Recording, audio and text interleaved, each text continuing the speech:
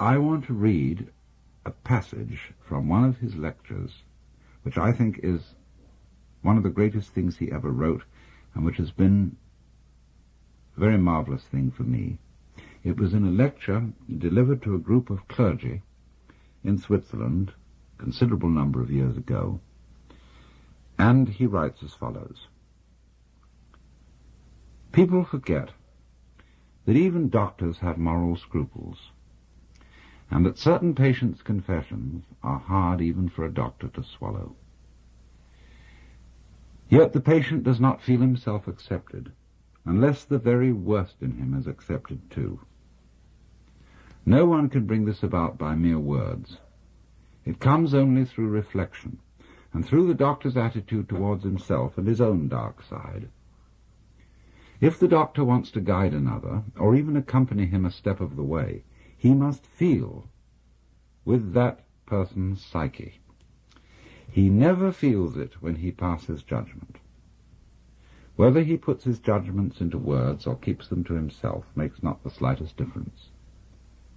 To take the opposite position and to agree with the patient offhand is also of no use. Feeling comes only through unprejudiced objectivity. This sounds almost like a scientific precept, and it could be confused with a purely intellectual, abstract attitude of mind. But what I mean is something quite different. It is a human quality, a kind of deep respect for the facts, for the man who suffers from them, and for the riddle of such a man's life. The truly religious person has this attitude. He knows that God has brought all sorts of strange and inconceivable things to pass, and seeks in the most curious ways to enter a man's heart. He therefore senses in everything the unseen presence of the divine will.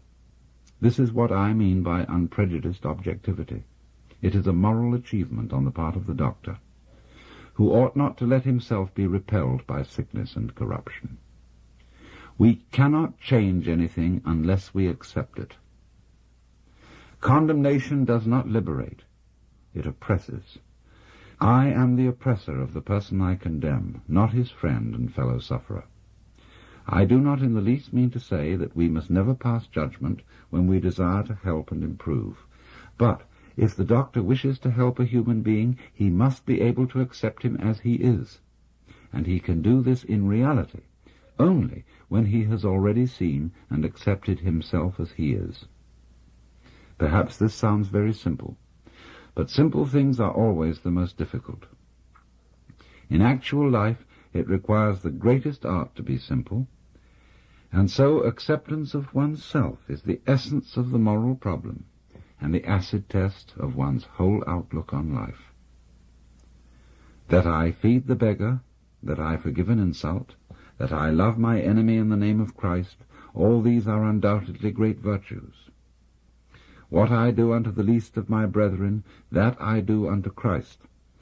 But what if I should discover that the least amongst them all, the poorest of all beggars, the most impudent of all offenders, yea, the very fiend himself, that these are within me, and that I myself stand in need of the alms of my own kindness, that I myself am the enemy who must be loved, what then? Then, as a rule, the whole truth of Christianity is reversed. There is then no more talk of love and long-suffering. We say to the brother within us, Raka, and condemn and rage against ourselves. We hide him from the world. We deny ever having met this least among the lowly in ourselves, and had it been God himself who drew near to us in this despicable form, we should have denied him 1,000 times before a single cock had crowed. Healing may be called, Jung says, a religious problem. In the sphere of social or national relations, the state of suffering may be civil war, and this state is to be cured by the Christian virtue of forgiveness and love of one's enemies. That which we recommend with the conviction of good Christians as applicable to external situations, we must also apply inwardly in the treatment of neurosis. This is why modern man has heard enough about guilt and sin. He is sorely beset by his own bad conscience, and wants rather to know how he is to reconcile himself with his own nature, how he is to love the enemy in his own heart, and call the wolf his brother. The modern man does not want to know in what way he can imitate Christ, but in what way he can live his own individual life, however meager and uninteresting it may be. It is because every form of imitation seems to him deadening and sterile that he rebels against the force of tradition that would hold him to well-trodden ways. All such roads for him lead in the wrong direction. He may not know it, but he behaves as if his own individual life were God's special will which must be fulfilled at all costs. This is the source of his egoism, which is one of the most tangible evils of the neurotic state.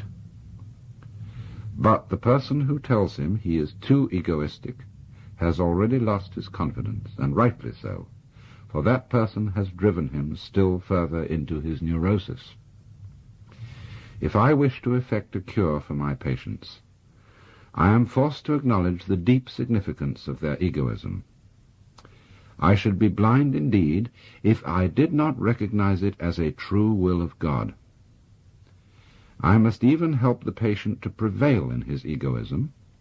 If he succeeds in this, he estranges himself from other people. He drives them away, and they come to themselves as they should, for they were seeking to rob him of his sacred egoism. This must be left to him, for it is his strongest and healthiest power. It is, as I have said, a true will of God, which sometimes drives him into complete isolation. However wretched this state may be, it also stands him in good stead, for in this way alone can he get to know himself and learn what an invaluable treasure is the love of his fellow beings. It is, moreover, only in the state of complete abandonment and loneliness that we experience the helpful powers of our own natures. When one has several times seen this development at work, one can no longer deny that what was evil has turned to good, and that what seemed good has kept alive the forces of evil. The archdemon of egoism leads us along the royal road to that ingathering which religious experience demands.